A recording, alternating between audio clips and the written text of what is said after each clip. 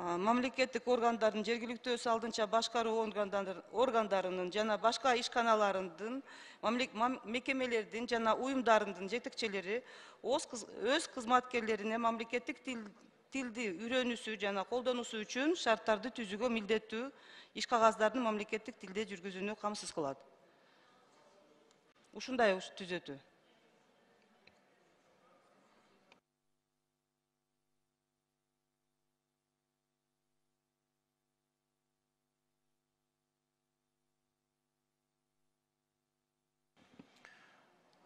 Бешинчи процедурный.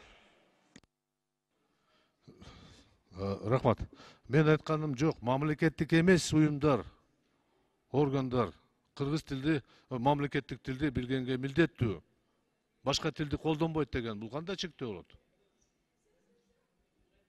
11-ci берене да, Исхак Абсаматович. Партиялар, коомдук бирикмелер, алар кандай тилде? Кааласа англис тилинде, кааласа кытай тилинде ишини жүргүзө берет да. Бирок өкмөттүн алдында, мамлекеттин алдында мамлекеттик тилде мамиле түзөт. Ал туура түшүнөтүр. Тыюу салган кандай болот? Венера Калбековна, депутаттардын берген суроосуна бир аз кичине жазылуу түрдө жооп бериңиз, процедурдан суроо берилет. Рахмат.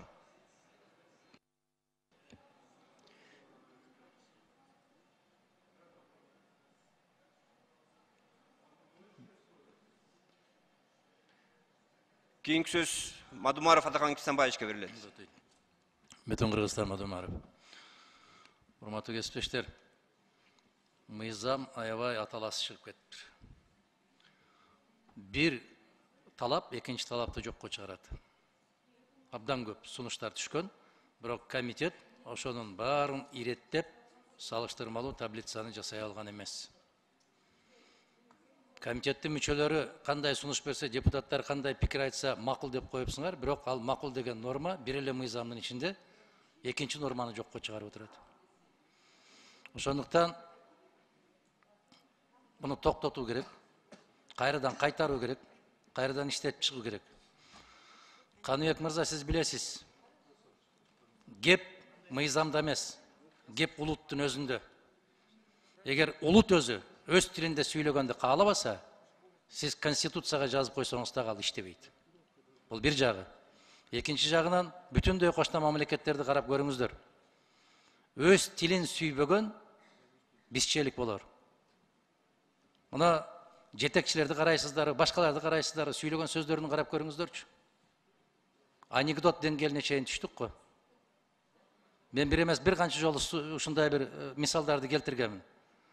Больной в тяжелом состоянии келип калды, анан пациентке первичный помощь оказывать еттик, анан облегченном состоянии жатат азыр. Ага мыйзам керек эмес. Ага биринчи кезекте ар намыс, ариет керек, сезим керек, күйүү керек буга.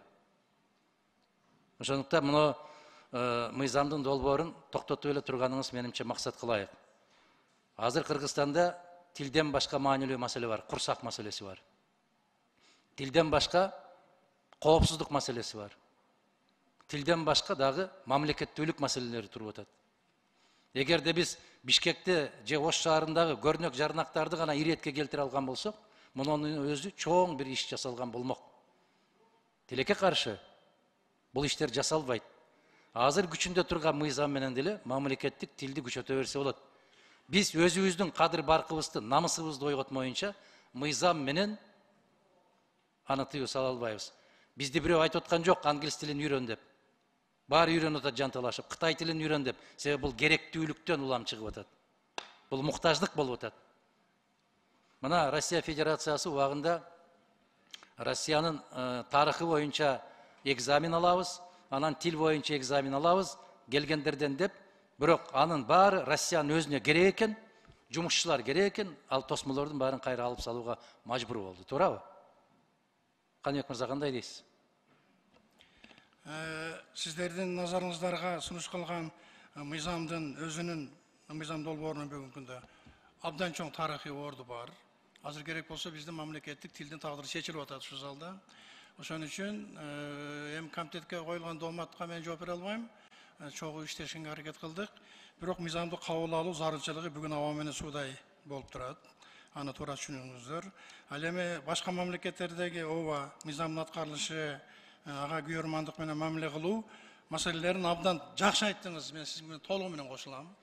Адахан мырза, эгерде мыйзам кабыл алынса, мыйзамды коштоп, чогуу керектүү документтерди кабыл алып, анан баардыгы жапа тырмак киришүү маселеси гана калды. Бүгүнкү күндө кыргыз тили колдоого муктаж эмес. Кыргыз тили бүгүн колдонууга муктаж болуп атат. Бирок анын мыйзамдык талаасы болуш керек да, кептин баары ушунда. Рахмат. Туура айттыңыз. Колдоого эмес, колдонууга муктаж. Эгер биз кыргыздар өзүбүз кыргыз тилинде сайрабасак, ал тил эч качан өнүгүп өсүп кетпейт. Баленин баары өзүбүздө. Мына ушуга көбүрөөк көңүл буруш керек да менимче. Рахмат, туура айттыңыз. Рахмат. Үчүнчү процедурный. Рахмат, урматтуу төрага. Бул мыйзам аталасы чыгып кеттир деп атпайсызбы, Адахан Кимсанбаевич? Аталасы чыгып кеткен болсо, анда ошол комитетке барып, аталаны жакшыраак аралаштырып беришиңиз керек болчу да. Биз дайыма мыйзамга келгенде, өзгөчө тил мыйзамына келгенде, азыр кайра муну артка теппешибиз керек да. Кантип артка кетиребиз биз? Биз тил мыйзам иштебейт деп атабыз. Туура айтып атасыңар. Ооба, мыйзамдан биринчи өзүбүздө бардык нерсе деп атабыз.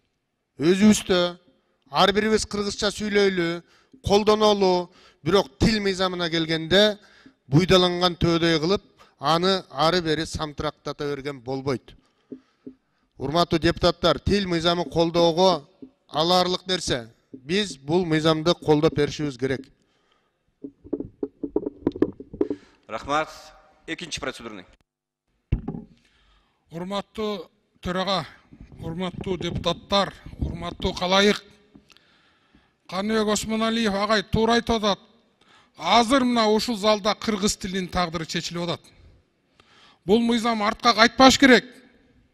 Бул мыйзамды кабыл алып, кемчиликтерин анан оңдоп жүрүп отуруш керек. Ушул мына бүгүнкү боор эки залда тагдыр чечиле турган убакыт. Бул мындай нерселер өтө аз болот. Урматтуу депутаттар, бул мыйзам бизге абадай суудай керек. Өзүбүз сүйлөгөн тилибиз, өзүбүздүн өлкөбүздүн бир тили муну өнүктүрүшүбүз керек.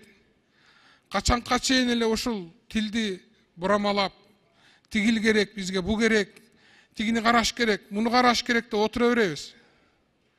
Ошон үчүн сиздерди биринчиден ушул мыйзамды колдоп, бүгүн колдоп берип коюп, анан кийин кемчиликтерди оңдоп түздөгөнгө убакыт болот. Экинчиден тыныгуусуз, мына баарыбыз эле орозо бармап атабыз, тыныгуусуз ушул бүгүн иштеп коелу деген сунушту коет элем. Рахмат. Рахмат. Бешинчи процедурный. Маселе бүтүн Кыргызстан фракциясы. Урматтуу кесиптештер, бири-бирибизге капа болбойлу, ар бир адамдын, депутаттын өзүнүн пикири бар. Мисалы үчүн мен айткан пикир, бул мыйзамда каталарды жеткирбешибиз керек, себеби эртең мыйзам иштеш керек. Мына жөнөкөй мисал. Паланча кызматкерлер мамлекеттик тилди билиш керек деп. Мен суроо бере турам. Кантип текшересиң, билеби, билбейби? Саламатсызбы деген ал кыргызча болуп калат. Значит, знает. Ал процедураны тил комиссия экзамен өткөрөбү, башка кылабы, алардын стандарттары бар. S1, S2, S4 деген уровень. Ошол нерсе тегерегинде чыр болсо, мен түшүнөт элем. А жалпы эле жарыялап коюп билиш керек деп, ал жетиштүү эмес. Мыйзам мен пикирим боюнча иштеш керек. Ошондон ар бир сын пикир болобу, кандай пикир болобу депутаттын укугу. Бири-бирибизге кичине капа болбой, алдына жылалы. Ким каршы ушул мыйзамга? Эч ким каршы жок. Бирок иштеш керек деген максаты, иштеш керек мыйзам. Болгон ошол. Анан кагаз жазып алып туруп эртең бизге форма бергиле, биз арестовать этишибиз керек деп жүрбөгүлө анан тил комиссия. Бизди укпайт эч ким деп. Ансыз деле укпайт сиздер азыр. Силерге укук берели анда. Штраф салганга, башка нерсеге, айыппул салганга. Рахмат. Рахмат чоң. Алтынчы процедурный. Рахмат. Урматтуу кесиптештер, Токтогул шайлоо округу Сулайманов. Биздин улуттук баалуулукту баалаган тилибизди курсак менен салыштырганыбыз уят бул. тилден баалуу курсагыбыз турат дегенибиздин өзү уят нерсе. Бул өтө пастык деп эсептейм мен мунучу. Ошондуктан мына бүгүнкү мыйзамды колдоп берүүңүздөрдү мен дагы өтүнөм. Бүгүнкү күнү мына Каныбек Исмаилович айтып кетти, Балбак Зарлыкович айтып кетти. Бүгүнкү тилдин тагдыры чечилип аткан убакыт келди. Буну тикеден тик туруп колдоп өткөрүп беришибиз керек. Калган керектүү жактарындагы бул убакыттын ичинде пайда болуп калышы мүмкүн. Кээ бир жанагындай бир туура келбестик же болбосо таңкыстык пайда болуп калышы мүмкүн. Ошол убакытта оңдоп берүүгө биз дайыма макул болушубуз керек. Бүгүн колдоп бериш керек. Рахмат чоң.